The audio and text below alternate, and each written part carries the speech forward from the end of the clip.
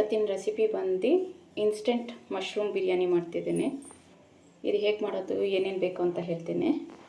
So ಇವಾಗ ನಾನು 4 ಹಸಿಮೆಣಸಿನ್ಕಾಯಿ ತೊಗೊಂಡಿದ್ದೀನಿ, ಸ್ವಲ್ಪ ಪುದೀನ ಸೊಪ್ಪು, ಕೊತ್ತಂಬರಿ ಸೊಪ್ಪು, ಶುಂಠಿ, ಬೆಳ್ಳುಳ್ಳಿ ಮತ್ತು ಸ್ವಲ್ಪ ಅರಿಶಿನ ಪುಡಿ ಹಾಕೋತೀನಿ.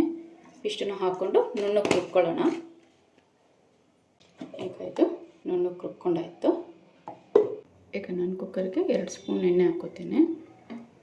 ಎಣ್ಣೆ ಹಾಕ್ಕೊಂಡಾದ್ಮೇಲೆ 2 ಈರುಳ್ಳಿನ ಸಣ್ಣದಾಗಿ ಉದ್ದು ಕಟ್ ಮಾಡಿದ್ದೀನಿ, ಅದನ್ನು ಹಾಕ್ಕೋತಾ ಇದ್ದೀನಿ. ಬೇಕಿದ್ದರೆ ನೀವು ಈರುಳ್ಳಿ ಜಾಸ್ತಿನೂ ಹಾಕ್ಕೋಬೋದು, ನಾನಿಲ್ಲಿ 2 ಹಾಕ್ಕೊಂಡಿದ್ದೀನಿ. ಸೊ ಇದು ಸ್ವಲ್ಪ ಗೋಲ್ಡನ್ ಬ್ರೌನ್ ಬರೋ ತನಕ ಹುರ್ಕೋಬೇಕು.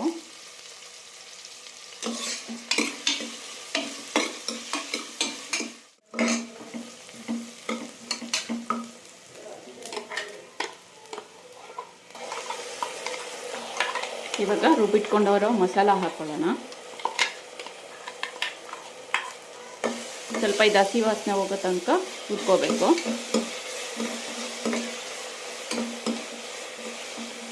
ಇದಕ್ಕೆ ಇನ್ಸ್ಟೆಂಟಾಗಿ ಕಲರ್ ಗಿಲ್ಲರ್ ಏನೂ ಹಾಕಿಲ್ಲ, ನೋಡಿ ಎಷ್ಟು ಗ್ರೀನಾಗಿದೆ.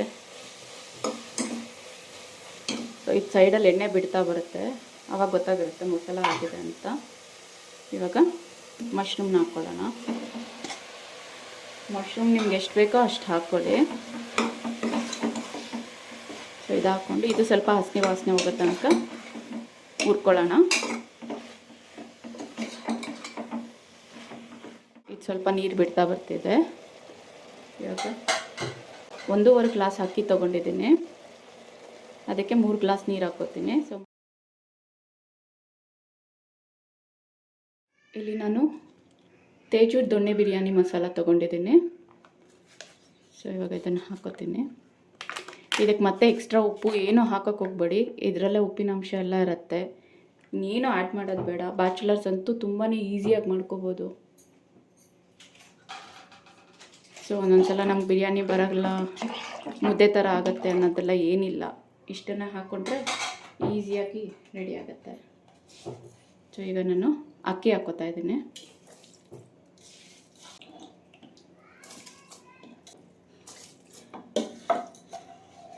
ಇಷ್ಟು ಹಾಕಿಸ್ಕೊಂಡು ಇದನ್ನು ತಿರುಗಿಸಿ 1-2 ಸ್ಪೂನ್ ತುಪ್ಪ ಹಾಕ್ಕೊಳ್ಳೋಣ. ತುಪ್ಪ ಹಾಕ್ಕೊಳ್ಳೋದ್ರಿಂದ ಫ್ಲೇವರು ಟೇಸ್ಟೂ ಚೆನ್ನಾಗಿರುತ್ತೆ. ಬೇಕಿದ್ದರೆ ಹಾಕ್ಕೋಬೋದು, ಒಬ್ಬೊಬ್ಬರು ತುಪ್ಪ ತಿನ್ನಲ್ಲ.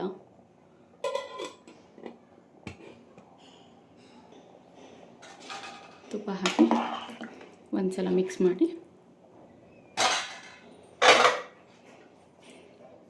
ಇವಾಗ 2 ವಿಷಲ್ ಬರೋ ತನಕ ಕೂಗಿಸ್ಕೊಳ್ಳೋಣ.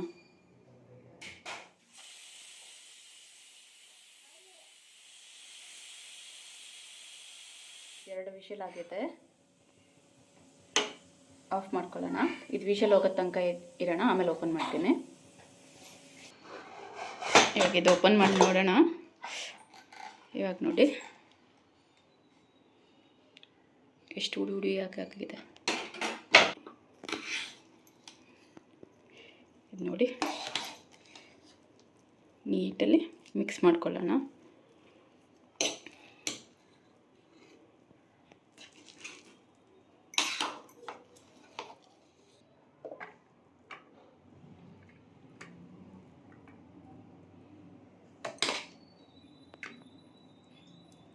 ಇವಾಗಿತ್ತು ರೆಡಿ ಆಗಿದೆ.